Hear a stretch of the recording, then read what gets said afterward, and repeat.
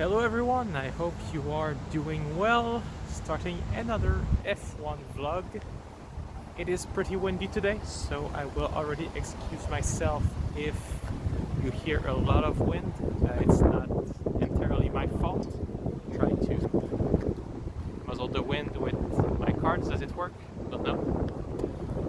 A lot of things to talk today, so I will call this part one of two, I guess, of this F1 vlog. Let's start with the F1 calendar. Why not? We have updates on the upcoming season. As most of you probably already know, there are 8 races currently planned. 2 in Austria, Hungary, then 2 at Silverstone, Barcelona, Belgium and Italy. And the updates that we have actually as of today, as I'm recording this, is that the Japanese, Azerbaijan and Singapore races have officially been cancelled. So we will not go into these countries this year. Of course, the big problem is all those flyaway races. So everywhere that we'll have to take the plane. We don't have news yet for the Americas. What I can tell you is that there are still talks. I was watching an interview with the promoter of the Canadian Grand Prix this morning. Canadian Grand Prix that should have been this weekend. So I'm sad I should have been there, but Canadian Grand Prix. The promoter, François Dumontier, who was saying that yes, they are still talking with Chase Carey, Liberty Media, the FIA and everyone. The goal is still to have a race in Canada, and of course the big issue is what they can do to ensure a safe race.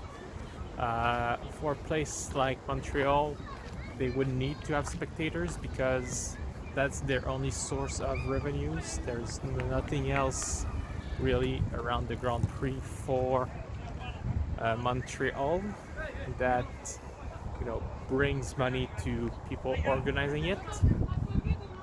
So if there cannot be spectators in Montreal, if they cannot figure out a plan, I don't think that there will be a race there.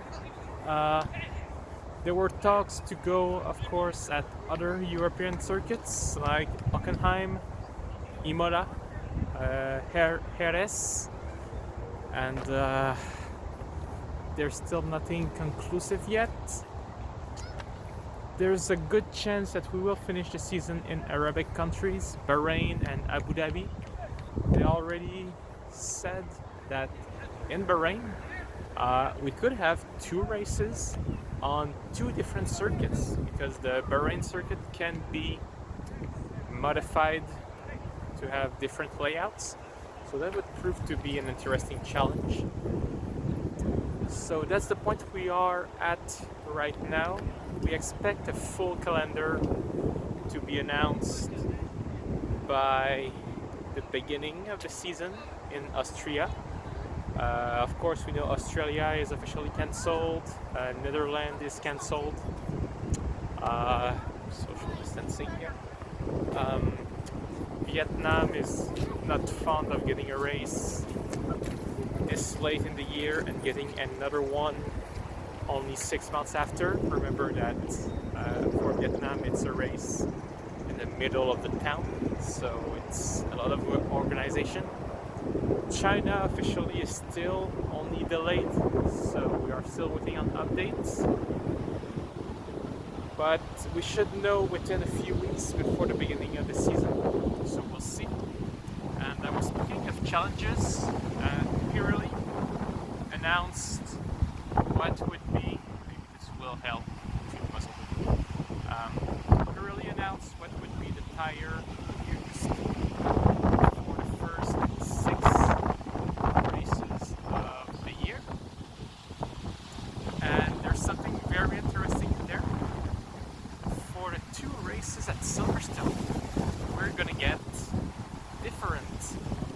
compounds. So for the first race, we're gonna get the hardest C1, C2, and C3. I believe, yeah. And for the second race, we're getting the C2, C3, and C4. So a softest compound. That's gonna bring an interesting challenge to the teams. Are gonna have to figure out strategies for both of these compounds. They won't be able to just go from one week to the next and have all their data already in. Of course, they will know the C2 and C3 because they will have them from the previous week. But C4 will be a new addition, and they will have to figure something out. It's going to be interesting. For the fans, at least, I think we appreciate that. Making some kind of effort to have a different race, different outcomes. Have something interesting to start the season. So that's cool. What else do we have on our news this week? Okay, well, on the general news, let's talk about Ross Braun, who said that for people who hope for more competition, we should not expect new engine manufacturers, not teams, new engine manufacturers until at least 2026, sadly, because that's when the new regulations for engines will come into play. And building a Formula One engine is not something that you can do in a few months. It's not something you can do even in a year.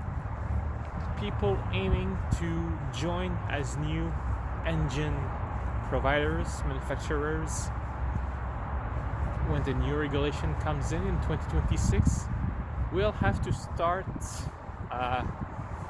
within a year or two from now. We are in 2020.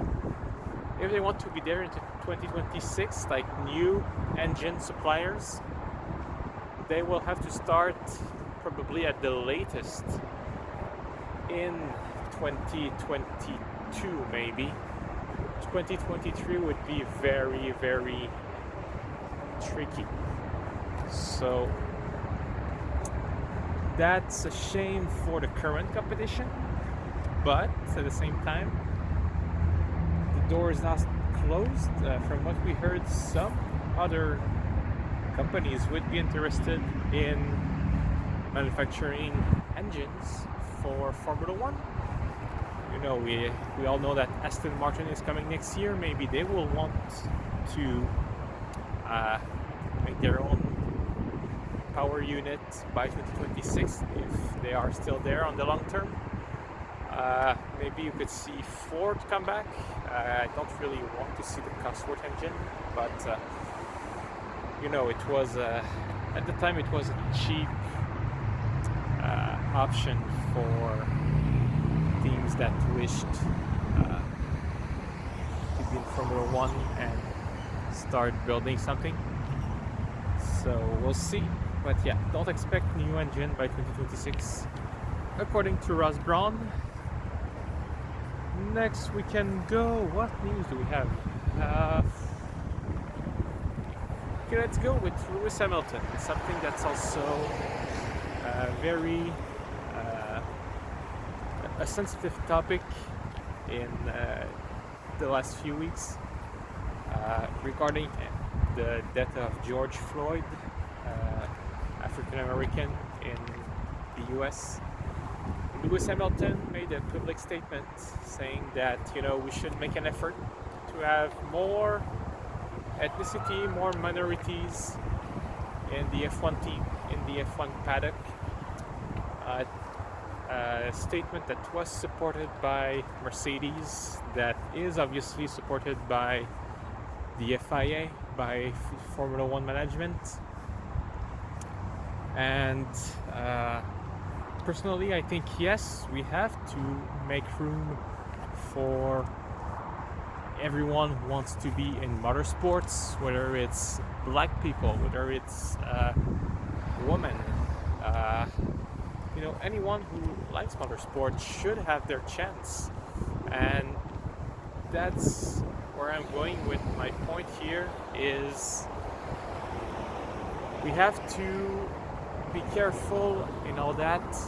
I think it should be equality of chance here, not necessarily equality in outcome. What I mean by that is, yes, whether you are white, black, Asian, I don't know, a Native American, whatever you are, Martian, you should have the same chance as everyone else to be in Formula One. But you also have to prove that you are worth it. I would not want to see a team that is, 50% black and Asian just because of the mentality of we need to be inclusive. If these people are there, they need to be the best at what they are doing. That's what Formula One is all about. If you have a white and a black guy for the same job as in an interview, if the black guy is more competent, more qualified, yes, you should hire him, of course. There's no question there. If they have equal competence, they should both have equal chance. But on the opposite side, if it's the white guy that's more qualified, he should be the one hired. That's just common sense. So it's just a nuance I want to bring there. To be careful about what we are saying. Yes, let's include everyone. No, let's not include it just because we have to. It has to be, we all have to prove ourselves that we are worth it. Okay, what else? Well, this is the end of part 1 of this F1 vlog. Just check on my channel, part 2 will be there shortly. So, thanks guys, and see you in a second, right after I stop and restart.